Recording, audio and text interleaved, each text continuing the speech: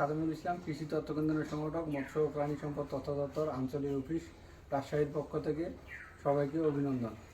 আমরা আজকে আসি রাজশাহী বোয়ালিয়া থানার কোর্ট স্টেশন বাজার খড়কুটা ইউনিয়নে একটি গবাদি পশুর খামারে, যিনি খামার করে লাভবান হয়েছেন এবং জীবিকা নির্বাহ করেন। তো চলুন আমরা তার সফলতার গল্প জেনে নিই।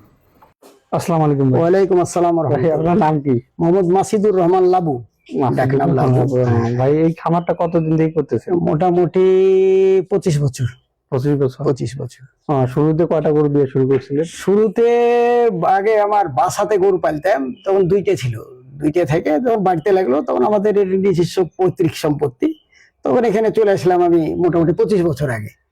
তখন মোটামুটি 5টা শুরু করেছিলাম। তারপরে লাভবান হয়েছিলেন? লাভবান 25 বছর ধরে টিকে আছি, তখন লাভবান আছে বলে টিকে আছি এখনো। কি গরু আছে আপনাদের এখানে? আমাদের এখানে ম্যাক্সিমাম ফ্রিজিয়ান, আমরা ফ্রিজিয়ানের বীজ দিই।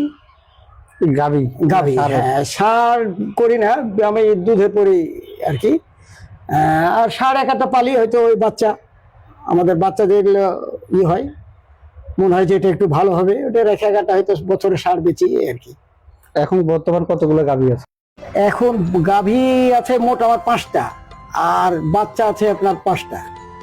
কতগুলো করে দুধ দিচ্ছে? 5টাতেই রানিং, এখন 5টায় রানিং। মানে প্রতিটা গাভীতে কতগুলো করে দুধ পাচ্ছে? 10 লিটার করে, 50 লিটার পাচ্ছে এখন। কত করে বিক্রি করতেছেন?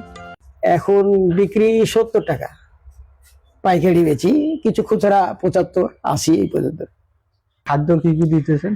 খাদ্য আমি খাবার একটা বানাই নিজস্ব, গম ভুসি, মুগ ভুসি, ভুট্টা, rice polish, soybean, DCP powder আর ডিবি পাউডার দিয়ে একটা খাবার মিক্সচার করি আর কি, মিশ্রণ করে। আর খোল আছে সাথে, সরষের খোল খায়। চাষ করেন না?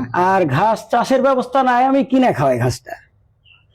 প্রতিদিন খাওয়া? প্রতিদিনই খাওয়াই, অল্প করে খাই। এই সমসাময়িক সময়ে তো একটা গেল, ভাইরাস রোগ গেল, হ্যাঁ, এটা কি টিকা দিচ্ছেন আপনারা? ভাইরাস স্কিন ডিজিজ তোরকাদা দেওয়া হয়নি, স্কিন ডিজিজ যেটা আপনার ল্যাম্ফি যেটা, সেটা ভ্যাকসিন করা হয়েছে গতকালকে করেছি আমি। এটা তরকারটাও এই যে সমসাময়িক সময়ে তরকার রোগের ভ্যাকসিন দিচ্ছে, তো তরকার রোগের ভ্যাকসিনটা দিয়ে। আচ্ছা, তরকার এটার পরে তো 1 মাস পর দিতে হবে, 1 মাস যাক। তো নতুন ভাইদের জন্য কি বলে যে, নতুন যারা খামার করতে চায়, নতুন খামারিদেরকে বলবো যারা মানে মনোবল নিয়ে আসতে হবে, যে ছেড়ে পালিয়ে যাবো করলে খামার হবে না। আর খামার করতে হলে পরে নিজেকে পরিশ্রম দিতে হবে, পরনির্ভর, শ্রমিক নির্ভর খামার করতে গেলে লাভবান হতে পারে।